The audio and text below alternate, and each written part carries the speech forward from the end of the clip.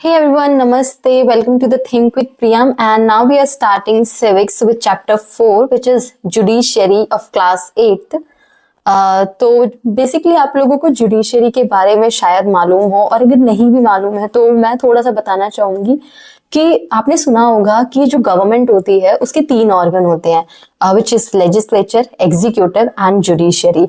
सो legislature क्या होता है? जो लॉ बनाने वाली बॉडी है, यानी कि ऐसी बॉडी जो कानून को बनाने का काम करती है उसको हम बोलते हैं लेजिस्लेचर। ऐसी बॉडी जो कानून को इम्प्लीमेंट करने का काम करती है, यानी कि इनको लागू करने का काम करती है, उसको हम बोलते हैं एग्जीक्यूटिव। और ऐसी बॉडी जो उन कानून को देखती है कि क्या किसी पर्सन के राइट का वायलेशन तो नहीं हो रहा है, क्या सभी पर्सन जो है अपने जो लॉ है, जो कानून है, उसको अच्छी तरीके से एक्सेस कर पा रहे हैं या नहीं, इन सबको इंश्योर करने का काम जो करती है।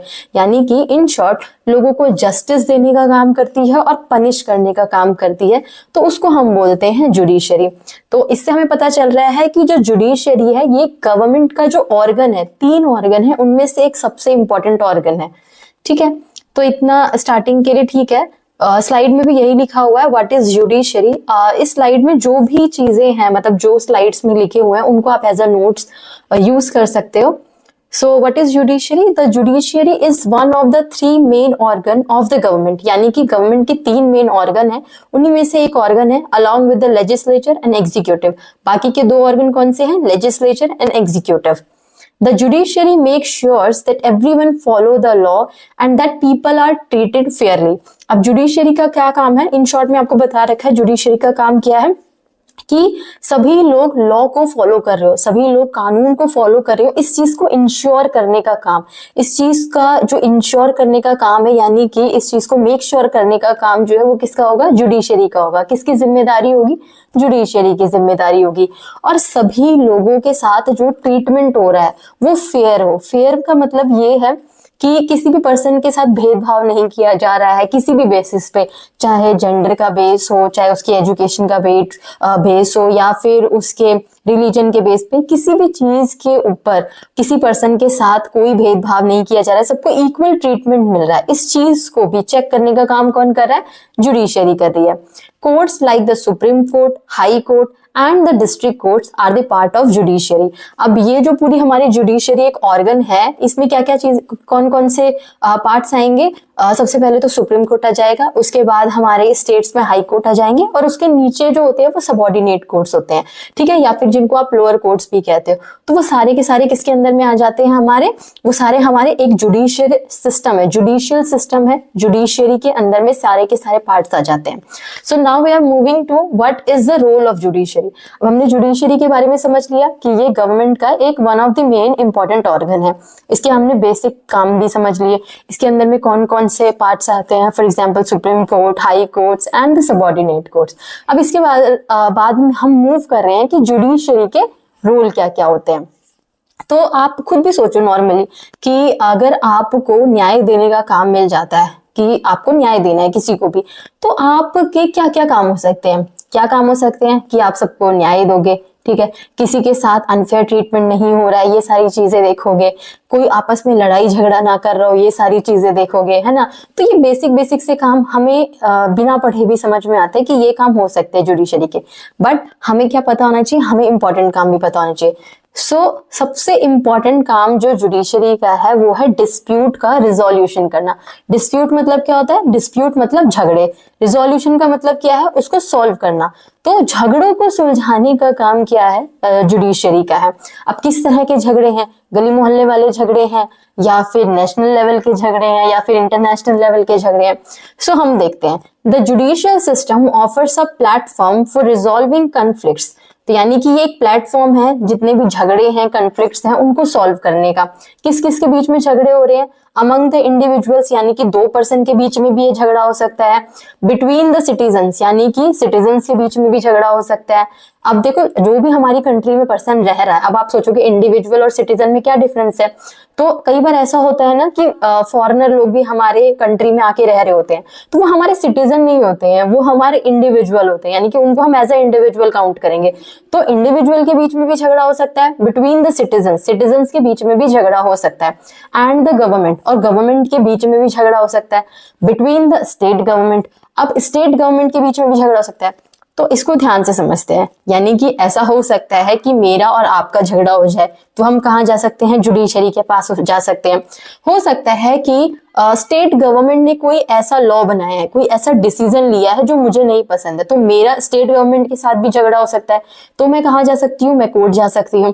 हो सकता है सेंट्रल गवर्नमेंट ने, यानी कि केंद्र की सरकार ने कोई लॉ बनाया है जो मुझे पसंद नहीं आया, तो मेरा सेंट्रल गवर्नमेंट के साथ भी झगड़ा हो सकता है, तो मैं कहाँ जा सकती हूँ, कोर्ट में जा सकती हूँ। यानी कि लोगों का आपस में झगड़ा हो तो कोर्ट जा सकते हैं, स्टेट गवर्नमेंट के बीच में हो तो कोर्ट जा सकते हैं, सेंट्रल गवर्नमेंट के साथ हो तो भी कोर्ट जा सकते हैं। तो सबसे मेन काम क्या हो गया, डिस्प्यूट को रिजॉल्व करने का काम, ये हमारे जुडिशरी का एक मेन काम है ना। समझ में आ गया। फिर चलते हैं हम, दूसरा काम क्या है, जुडिशियल रिव्यू करने का काम। अब जुडिशरी अपने डिसीजंस को भी रिव्यू कर सकती है, कोई जो लॉ है पुराना उसको भी रिव्यू कर सकती है, नया लॉ है उसको भी रिव्यू कर सकती है। बेसिकली उसको ये देखना होता है कि जो सिटीजन्स हैं उनके कुछ राइट्स हैं, फंडामेंटल राइट्स हैं, उनको कोई भी चीज खतरे में ना डाल रही हो। तो अब खतरे में डाल रही है कि नहीं डाल रही है, इस चीज को चेक करने के लिए भी उनको वो लॉ को चेक करना पड़ेगा, है ना। तो जब वो लॉ को चेक करते हैं तो उसी के थ्रू वो रिव्यू करते हैं उस चीज को। जैसे कि the judiciary possesses the authority to nullify specific law, judiciary के पास ही ये अथॉरिटी है कि वो किसी लॉ को नल एंड वॉइड कर सकती है, यानी कि उसको खत्म कर सकती है।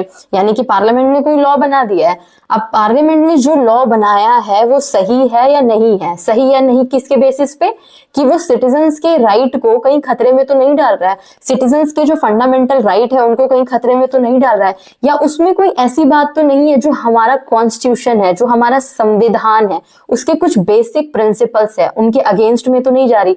तो ये सारी चीजें वो चेक करता है, और अगर वो उसके अगेंस्ट में जा रही होती हैं तो वो उस लॉ को उसी समय खत्म कर देता है। तो ये चेक करने की जो पावर है इसी को बोलते हैं जुडिशियल रिव्यू। तो the judiciary possesses the authority to nullify the specific laws enacted by the parliament if it deems them to contravene the fundamental structure of the constitution, यानी कि अगर उसको लगता है कि ये फंडामेंटल स्ट्रक्चर जो है कॉन्स्टिट्यूशन का उसके अगेंस्ट में है तो उस लॉ को वो खत्म कर सकती है, इसी को बोलते हैं जुडिशियल रिव्यू।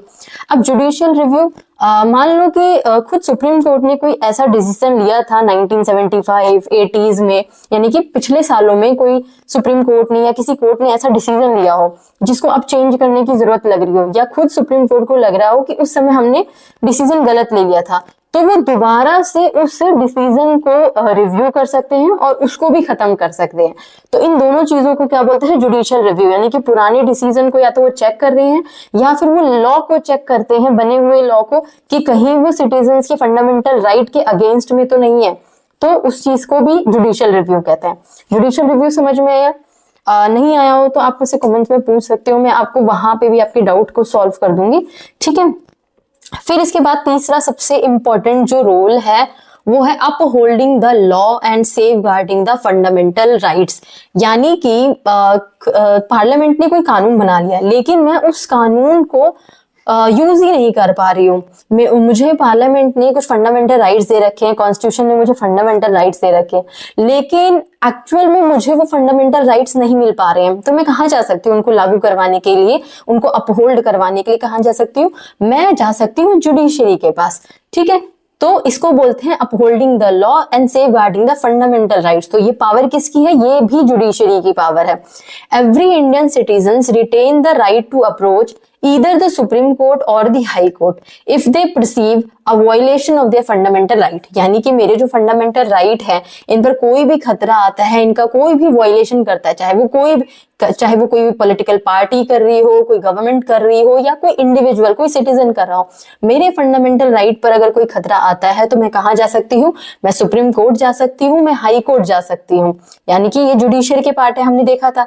तो मैं इन कोर्ट्स में जा सकती हूँ और अपने लिए जस्टिस की डिमांड कर सकती हूँ। तो ये पावर किसकी है, ये भी जुडिशरी की पावर है। अब आप लोगों ने समझ ली होगी तीनों जो वर्क हैं जुडिशरी के क्या, एक था हमारा डिस्प्यूट रिजोल्यूशन, दूसरा था हमारा upholding the law and safeguarding the fundamental right, and third था हमारा जुडिशियल रिव्यू की पावर। तीनों जो है मुझे उम्मीद है आपको समझ में आ गई होगी। Now we are moving to the next slide. इसके बाद क्या है, what is an independent judiciary. हमने अभी तक क्या पढ़ा, जुडिशरी क्या होती है, जुडिशरी जो है उसके क्या काम है, किस तरह के काम वो करती है। नाउ अब हमें क्या पढ़ना है, what is an independent judiciary. हम कहते हैं कि हमारा जो देश है, भारत देश में जो जुडिशरी है, जो न्यायपालिका है, वो इंडिपेंडेंट है, यानी कि वो स्वतंत्र है, वो आजाद है। तो किस वे में हम आजादी की बात करें, किस वे में हम स्वतंत्रता की बात करें, या किस वे में हम इंडिपेंडेंसी की बात करें, किससे इंडिपेंडेंट है वो। So non interference from the other branches of the government, यानी कि हमारे कॉन्स्टिट्यूशन में ही ये बात इनकलकेट कर दी गई है, डाल दी गई है कि आपने शायद सेपरेशन ऑफ पावर भी सुना होगा। सेपरेशन ऑफ पावर में भी आपके टीचर ने पढ़ाया होगा। सेपरेशन ऑफ पावर का मीनिंग होता है कि गवर्नमेंट के जितने ऑर्गन है, 3 ऑर्गन है, ये लेजिस्लेचर, एग्जीक्यूटिव एंड जुडिशरी, ये तीनों ऑर्गन सेपरेटली वर्क करते हैं, तीनों की अलग अलग पावर है और ये तीनों ही एक दूसरे के मामले में इंटरफेयर नहीं करते। ये चीज हमारे कॉन्स्टिट्यूशन में ऑलरेडी लिखी हुई है। तो इसी से हमारा इंडिपेंडेंट जुडिशरी आती है, यानी कि जुडिशरी भी तो एक ऑर्गन है, तो उसके काम में भी कोई इंटरफेयर नहीं करेगा। Non interference from the other branches of the government, तो गवर्नमेंट की कोई भी और ब्रांच जो है जुडिशरी के काम में इंटरफेयर नहीं कर सकती है, इसी को बोलते हैं independent judiciary. Namely the legislature and the executive courts operate autonomously and do not act on behalf of the government, यानी कि कोर्ट जो है स्वतंत्र तरीके से काम करती है और वो इस तरीके से काम नहीं करती कि वो लगे कि वो गवर्नमेंट का ऑर्गन है या गवर्नमेंट के लिए काम कर रही है। वो सबके लिए काम करती है। वो गवर्नमेंट भी अगर आपके अगेंस्ट में है, यानी कि आपने कोई केस कर दिया कभी गवर्नमेंट के अगेंस्ट में, तो वो गवर्नमेंट को भी इक्वल ट्रीट करेगी और आपको भी इक्वल ट्रीट करती है। तो इसी को बोलते हैं independent judiciary. The autonomy of the judiciary empowers the court to serve as a check against the potential abuse of power by the legislature and the executive. अब इससे क्या होता है, अगर आपने ये आजादी दी है हमारी जुडिशरी को, तो इससे क्या हो रहा है, इससे फायदा ये हो रहा है कि अगर मैंने कभी किसी पॉलिटिशियन के अगेंस्ट में भी केस किया है, तो जो जुडिशरी है वो मेरे साथ भेदभाव नहीं करेगी, उसके लिए मैं भी इक्वल रहूंगी और जो वो पॉलिटिशियन है वो भी इक्वल रहेगा। यानी कि वो पॉलिटिशियन की जो पावर है, जो उसका मनी है, या मैंने कभी किसी रिच पर्सन के अगेंस्ट में केस कर दिया, तो उसका जो मनी है वो इस चीज में इंटरफेयर नहीं करेगा, क्योंकि हमें पता है कि जुडिशरी जो है वो इंडिपेंडेंट है। अगर इंडिपेंडेंट नहीं होती तो क्या होता, किसी रिच पर्सन के अगेंस्ट में आप केस करते, वो बहुत सारा पैसा दे देता, और या फिर जो है खुद जज जो है उससे इन्फ्लुएंस होकर, उस पॉलिटिकल पार्टी से इन्फ्लुएंस होकर क्या करता कि उसी के फेवर में डिसीजन लेता और आपके फेवर में नहीं लेता। क्यों? क्योंकि उसको तो पता है कि उसको वहां से पैसा मिल जाएगा, या ये बहुत पावरफुल पर्सन है, ये नेता बहुत पावरफुल है, तो वो उसके अगेंस्ट में थोड़ी ना फैसला सुना सकता है, वो तो आपके अगेंस्ट में फैसला सुना देगा। लेकिन क्योंकि इंडिया की जुडिशरी जो इंडिपेंडेंट है, और इसी वजह से जो हमारे जो जजेस हैं और जो हमारी जो जुडिशरी है वो इंडिपेंडेंट होकर अपने जो डिसीजन है वो सुनाती है, ना कि किसी के इन्फ्लुएंस में आकर। तो इसी को बोलते हैं इंडिपेंडेंट जुडिशरी, जिसमें अब्यूज ऑफ पावर नहीं हो पाते, यानी कि ना ही आप पावर का अब्यूज कर पाते हो, ना ही आप पावर को यूज कर पाते हो, और ना ही कोई पर्सन जो है अपनी मनी पावर को यूज कर पाता है। Furthermore, judicial independence plays a critical role in safeguarding the fundamental rights of citizen। और इसी वजह से, क्योंकि जुडिशरी के पास इतनी इंडिपेंडेंसी है, इतनी आजादी है, इतनी स्वतंत्रता है, इसी वजह से वो हमारे फंडामेंटल राइट्स को भी सेव कर पाती है। अगर ऐसा नहीं होता तो क्या होता कि कोई भी पर्सन है, किसी ने मान लो मेरा एक राइट है, राइट टू एजुकेशन का, ठीक है, जिसमें मुझे फ्री एजुकेशन मिलनी चाहिए। फ्री एजुकेशन कहाँ से मिलेगी? गवर्नमेंट स्कूल से मिलेगी। लेकिन कोई रिच पर्सन है जो अपना प्राइवेट स्कूल खोलना चाहता है। अब प्राइवेट स्कूल में बच्चे तभी आएंगे ना जब गवर्नमेंट स्कूल नहीं होगा, तो वो हो सकता है वो रिच पर्सन क्या करेगा कि मेरे गवर्नमेंट स्कूल को बंद करवा देगा। अब अगर मैं उसके अगेंस्ट में केस करती हूँ और जुडिशरी इंडिपेंडेंट नहीं है तो क्या होगा? तो जुडिशरी उस पर्सन के फेवर में ही अपना डिसीजन सुनाएगी। लेकिन अगर जुडिशरी इंडिपेंडेंट है, यानी कि जो जुडिशरी है उसके ऊपर किसी का कंट्रोल नहीं है, किसी का इन्फ्लुएंस नहीं है, तो वो क्या करेगी? वो दोनों को इक्वल साइड में रखकर दोनों की बात सुनेगी और जिसकी बात सही लगेगी उसको तो उसी के लिए, उसी के फेवर में फैसला सुनाएगी। ठीक है, इतना समझ में आया। इंडिपेंडेंट जुडिशरी क्या होता है, यानी कि जहां पर जो जुडिशरी है वो किसी के कंट्रोल में नहीं है, ना ही वो मनी पावर के कंट्रोल में है, ना ही वो जो हमारा जो मसल पावर होती है उसके कंट्रोल में होती है। वो इंडिपेंडेंटली एक्ट करती है और वो फंडामेंटल सिटीजन्स के राइट्स की, जो सिटीजन्स के फंडामेंटल राइट है उनको सेफगार्ड करती है। ठीक है, now we are moving to the next slide. What is the structure of court in India. हमने क्या देखा, जुडिशरी के बारे में समझा, जुडिशरी का क्या काम होता है वो समझा, और उसके बाद हमने देखा कि जो जुडिशरी है वो इंडिपेंडेंट कैसे एक्ट कर पाती है। अब हम देख रहे हैं कि इंडिया में जो जुडिशरी का सिस्टम है ऑल ओवर किस तरीके से ये सिस्टम बना हुआ है। सबसे पहले है हमारा डिस्ट्रिक्ट कोर्ट, सबसे पहले नहीं एक्चुअली सबसे लास्ट में, बट स्लाइड में जो सबसे पहले है district court, often referred to as the subordinate or the district courts. These are the courts where the majority of the individual interact. यानी कि मेनली जब भी आपकी किसी से लड़ाई होगी या कोई प्रॉपर्टी का इश्यू होगा तो सबसे पहले केस नॉर्मली कहाँ जाता है, वो जाता है डिस्ट्रिक्ट कोर्ट में। अगर वो फंडामेंटल राइट से रिलेटेड नहीं है, आपका कोई भी केस अगर फंडामेंटल राइट से रिलेटेड नहीं है तो वो कहाँ जाएगा, वो डिस्ट्रिक्ट कोर्ट में जाएगा। अगर वो फंडामेंटल राइट से रिलेटेड होता है तो आप उसको या तो डायरेक्टली सुप्रीम कोर्ट लेके जा सकते हो या हाई कोर्ट लेके जा सकते हो। तो सबसे पहले जो केस होता है वो कहाँ जाता है, डिस्ट्रिक्ट कोर्ट में जाता है। सबसे लोअर लेवल की कोर्ट जो होती है वो होती है हमारी डिस्ट्रिक्ट कोर्ट। तो सबसे पहले कोई भी केस जो होता है वो डिस्ट्रिक्ट कोर्ट में जाता है, यहीं पे मेजॉरिटी ऑफ केसेस आते हैं और नॉर्मली सॉल्व भी हो जाते हैं। They operate at the tehsil level, tehsil level पर ये काम करती है। इसके बाद मान लो आपका कोई केस था, ठीक है, वो सबसे पहले डिस्ट्रिक्ट लेवल पे गया, बट आपको लग रहा है कि जो डिस्ट्रिक्ट जो कोर्ट थी उसका जो जज था उसने आपके फेवर में फैसला नहीं सुनाया या आपको उसका फैसला नहीं पसंद आया, तो अब आप क्या करोगे। ऐसा तो है नहीं कि आप जेल चले जाओगे, आप क्या कर सकते हो, वहां से अपील डाल सकते हो, appeal as a kind of request. तो अपील डाल सकते हो कहाँ पे, हाई कोर्ट में। तो यहां से केस कहाँ पे जाता है, हाई कोर्ट में जाता है। हाई कोर्ट, हर स्टेट में एक एक कोर्ट है जिसको हाई कोर्ट बोलते हैं, वो उस स्टेट की सबसे बड़ी कोर्ट होती है। कई बार दो स्टेट्स को मिलाकर भी एक कोर्ट बनी है, फॉर एग्जांपल हरियाणा और पंजाब के लिए एक कोर्ट है चंडीगढ़ में। ठीक है, ऐसे कई जगह पे अलग अलग कोर्ट्स बन रखी है। तो नॉर्मली आपको स्टेट में हाई कोर्ट मिलती है। फिर हाई कोर्ट जो होती है, each state in India has its own high court, यानी कि हर इंडिया में हर स्टेट की अपनी ओन हाई कोर्ट है। Serving as the highest judicial authority within the state. अब स्टेट के अंदर में डिस्ट्रिक्ट कोर्ट्स भी होती है, लेकिन सबसे हायर अथॉरिटी जो है वो कौन सी है, वो हाई कोर्ट होती है। फिर मान लो हाई कोर्ट ने भी आपके अगेंस्ट में फैसला सुना दिया, अभी भी आप जेल में तो नहीं चले जाओगे ना, वैसे जा भी सकते हो, बट अगर नहीं जाना है तो आप क्या कर सकते हो, तो आप अपील डाल सकते हो। अपील कहाँ डालोगे, अब आप सुप्रीम कोर्ट में अपील डालोगे, रिक्वेस्ट करोगे अपने केस की सुनवाई के लिए। और सुप्रीम कोर्ट जो है वो देश की सबसे बड़ी कोर्ट होती है, और यहाँ पर जो इसमें बैठता है पर्सन उसको बोलते हैं chief justice of India, short form में बोलते हैं CJI। ठीक है, पोजीशन एट द एपेक्स, यानी कि पूरे देश की सबसे बड़ी कोर्ट कौन सी है, सुप्रीम कोर्ट है। कहां पर है ये कोर्ट, दिल्ली में है, यानी कि दिल्ली में। The supreme court is the highest court in the country, it's verdict hold authority over all the other courts in India, यानी कि इसका जो भी डिसीजन होता है वो जितनी भी नीचे की कोर्ट्स है उन सबको मानना होता है, यानी कि it's verdict hold authority all over the other courts in India, यानी कि इंडिया में जितनी भी कोर्ट्स है, चाहे वो हाई कोर्ट्स हो चाहे वो डिस्ट्रिक्ट कोर्ट्स हो, उन सबके ऊपर इसके जो डिसीजन होते हैं वो बाइंडिंग इन नेचर होते हैं। The supreme court is situated in new Delhi. अब ये कोर्ट जो है कहाँ पे है, न्यू दिल्ली में है।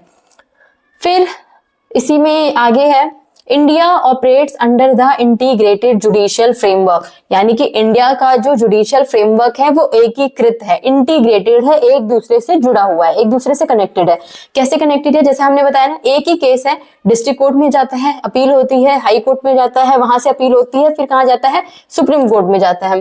ठीक है, तो इंटीग्रेटेड है, अलग अलग नहीं है ये। India operates under an integrated judicial framework, meaning that ruling issued by higher courts are legally binding on lower courts. Integrated का एक मीनिंग ये भी है कि सारी चीजें जुड़ी हुई है, कनेक्टेड है। इसका मीनिंग ये भी हुआ कि जितने भी, यानी कि सुप्रीम कोर्ट ने कोई डिसीजन दिया तो वो बाइंडिंग होगा जितनी भी लोअर कोर्ट्स है उन पर। हाई कोर्ट ने जो डिसीजन दिया वो बाइंडिंग होगा हाई कोर्ट जो है वो और उसके नीचे में उस स्टेट में जितनी भी नीचे कोर्ट्स आ रही है डिस्ट्रिक्ट लेवल की, उन पर बाइंडिंग होगा। ठीक है, तो यानी कि सुप्रीम कोर्ट का जो डिसीजन है वो पूरे कंट्री में जितनी भी हाई कोर्ट्स है उनके ऊपर बाइंडिंग है, हाई कोर्ट का जो डिसीजन है उसके स्टेट में जितनी भी डिस्ट्रिक्ट कोर्ट्स है उनके ऊपर बाइंडिंग है। तो ये एक इंटीग्रेटेड सिस्टम है, जुडिशियल सिस्टम।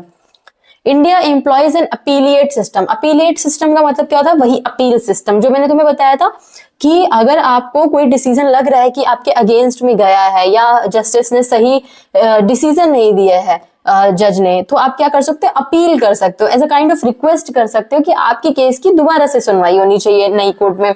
तो India employs an appellate system enabling individuals to appeal to the higher court. ये किस चीज का आपको परमिशन देता है कि आप अपनी केस की हायर कोर्ट में सुनवाई करवा सकते हो।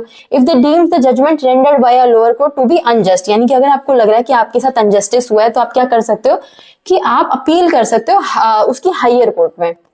तो सबसे पहले होता है हमारा सुप्रीम कोर्ट, उसके बाद आता है हमारा हाई कोर्ट, हाई कोर्ट के बाद में आता है हमारा डिस्ट्रिक्ट कोर्ट, और डिस्ट्रिक्ट कोर्ट में ही कई अलग अलग ब्रांचेस आपको देखने को मिलेगी जिसमें सिविल भी होती है और क्रिमिनल भी होती है। ठीक है, सिविल और क्रिमिनल हमें नेक्स्ट स्लाइड में देखना है। What are the different branches of the legal system? अब ये जो लीगल सिस्टम है इसकी डिफरेंट ब्रांचेस, यानी कि जब आप डिस्ट्रिक्ट लेवल पे जाते हो तो ये दो पार्ट में डिवाइड हो जाता है, दो ब्रांचेस में डिवाइड हो जाते हैं केसेस। यानी कि जैसे आपको पता होगा कि कई बार क्या होता है, केसेस कैसे होते हैं, मारपीट वाले होते हैं ना, कि किसी ने किसी को मार दिया, किसी ने किसी का रेप कर दिया, किसी ने किसी को गाली दे दी। तो ये सारे जो केसेस हैं वो किसका पार्ट होते हैं? क्रिमिनल केसेस होते हैं। ठीक है, फिर कुछ केसेस में होते हैं कि किसी ने बच्चे को गोद लिया है, किसी ने क्या किया है कि शादी कर ली है, फिर डाइवोर्स होना है, तो इस तरीके के, या प्रॉपर्टी रिलेटेड इशू है। तो ये सारे जो कौन से केसेस होते हैं, ये सिविल केसेस होते हैं। ठीक है, एक होते हैं क्रिमिनल केसेस मारपीट वाले, दूसरे होते हैं हमारे सिविल केसेस, यानी कि जो थोड़े से पारिवारिक टाइप के होते हैं। मैंने ऐसे याद किया था तो तुम भी इस ट्रिक से याद कर सकते हो। सो क्रिमिनल लॉ और सिविल लॉ के बीच में हमें डिफरेंस देखना है। जब हमें लॉ पता होगा कि कौन से सिविल है, कौन से क्रिमिनल लॉ है, तभी हम समझ पाएंगे ना कि हमें कौन सी कोर्ट में जाना है। वैसे आई होप कि मुझे उम्मीद है कि आप में से कोई भी ऐसे कोई क्राइम करने नहीं वाले हैं, बट फिर भी नॉलेज होनी चाहिए।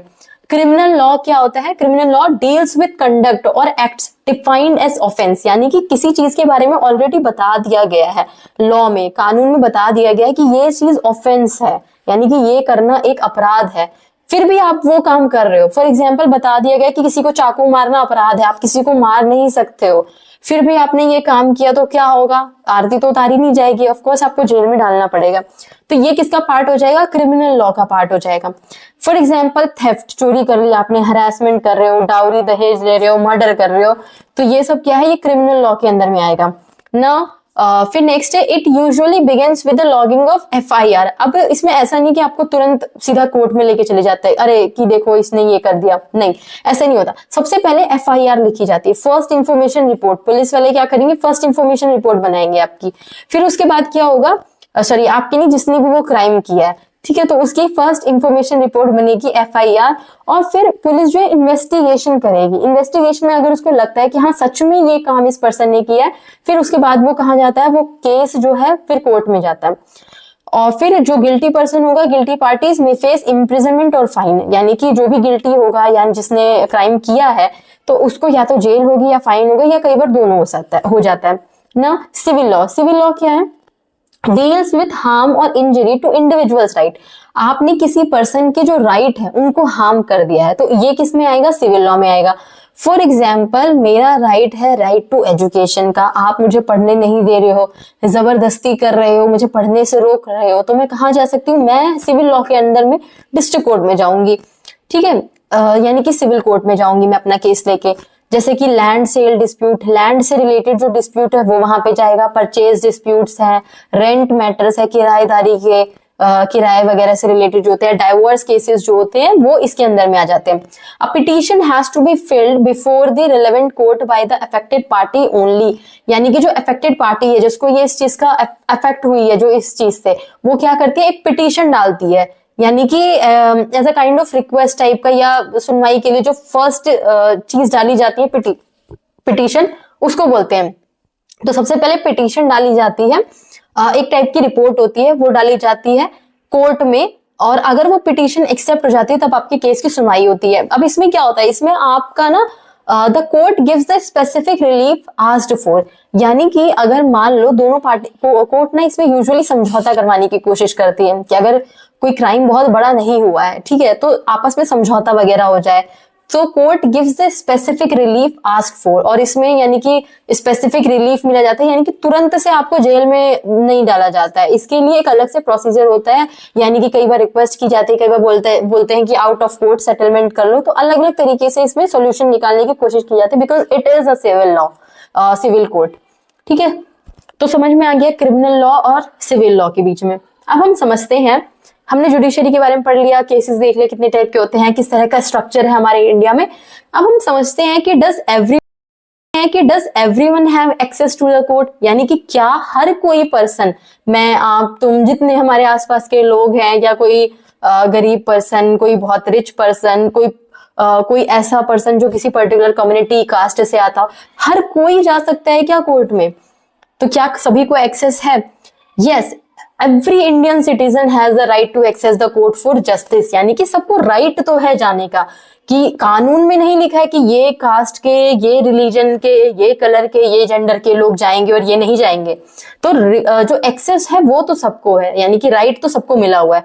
However in reality many challenges hinder access to justice, especially for the impoverished. Legal procedure entails significant cost, extensive paperwork, and the prolonged duration, making it challenging for many to navigate the judicial system. अब देखो, हमें पता है कि जो bookish knowledge होती है और जो रियलिटी होती है, दोनों में बहुत ज्यादा डिफरेंस होता है।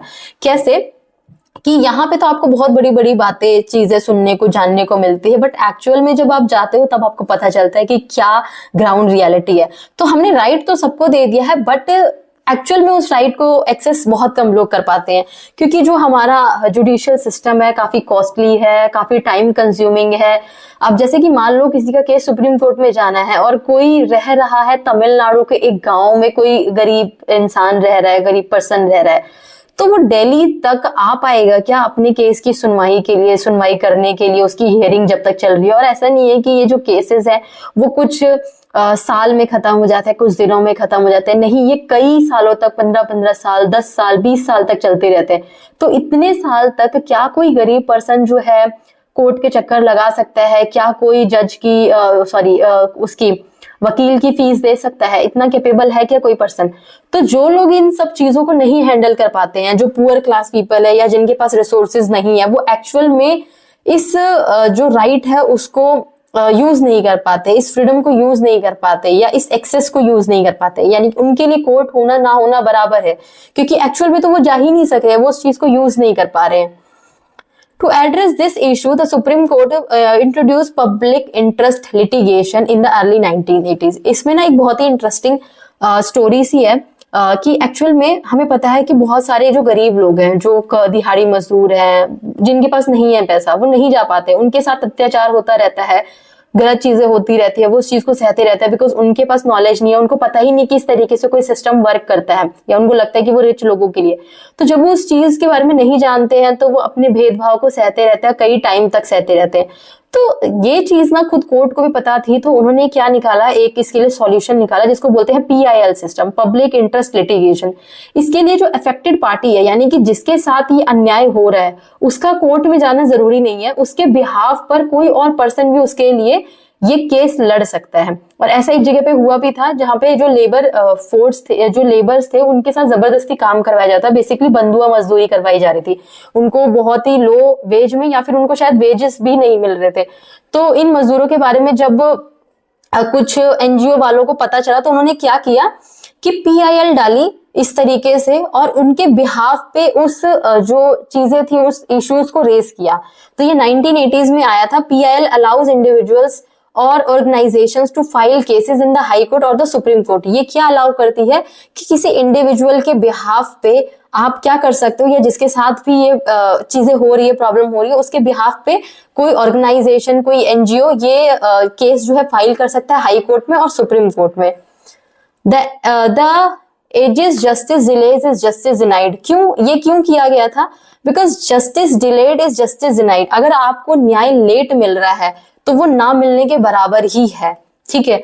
यानी कि अगर किसी पर्सन ने बहुत ही छोटा सा जुर्म किया था, अभी रिसेंटली मैंने एक केस ही पढ़ा था जिसमें एक पर्सन को 500 रुपए के फाइन के लिए अपनी जिंदगी के 40 साल जेल में बिताने पड़े, और अभी पता चला है कि एक्चुअल में उसने वो क्राइम किया भी नहीं था। सोचो 500 रुपए के लिए उस पर्सन ने अपनी लाइफ के 40 साल जेल में बिता दिए। तो justice delayed is justice denied. अब उसको बाइज्जत बरी कर दिया गया, यानी कि उसको जेल से छोड़ दिया गया और बोला गया कि उसने ये चीज नहीं किया था। बट क्या उस चीज का कोई सेंस है? क्या उस जस्टिस का कोई सेंस है जब उसकी जिंदगी के जो सबसे प्रीशियस टाइम थे, अब वो बुढ़ा हो चुका है, वो जेल में रह के ही वो उसके जो यंग एज थी वो पूरी निकल गई। तो इसीलिए लाइन की गई है कि justice delayed is justice denied, यानी कि न्याय अगर लेट से मिल रहा है तो वो न्याय है ही नहीं। Describes the prolong duration of the court proceeding, यानी कि हमारे जो एक्चुअल में कोर्ट है ना वो इंडिया में बहुत कम है, वकील्स की शॉर्टेज है, जजेस की शॉर्टेज है, और पब्लिक जो है वो बहुत ज्यादा है। तो कोर्ट केसेस की सुनवाई नहीं हो पाती और केसेस जो है कई कई सालों तक चलते रहते हैं, और कई बार इसी वजह से लोगों को जस्टिस मिल भी नहीं पाता है। Nevertheless, despite these challenges, the judiciary remains pivotal in India's democracy, and it serves as check on the power of executive and the legislature and safeguarding citizens' fundamental right. इन सब के बावजूद हमें पता है कि जुडिशरी सिस्टम में कुछ कमियां हैं जिनको धीरे धीरे दूर किया जा भी रहा है और किया जाना भी चाहिए। बट इसके बावजूद जो जुडिशरी का इम्पोर्टेंट रोल है हमारे आपके राइट्स को सेव करने में, हमारे फंडामेंटल राइट्स को सेव करने में, हमें न्याय दिलाने में, वो सच में बहुत इंपॉर्टेंट है और उसको डिनाई नहीं किया जा सकता। So this was the your all chapter of judiciary. मुझे उम्मीद है कि आप लोगों को ये पूरा चैप्टर समझ में आ गया होगा, और अगर नहीं आया है तो आप दोबारा देख सकते हो। मैंने बहुत कोशिश करी है इसको सिंपल लैंग्वेज में समझाने की। थैंक यू सो मच, और अगर लगे कि अच्छा था तो अपने फ्रेंड्स को शेयर कर सकते हो और सब्सक्राइब कर सकते हो ऑफ कोर्स। थैंक यू, मिलेंगे नेक्स्ट वीडियो में। बाय।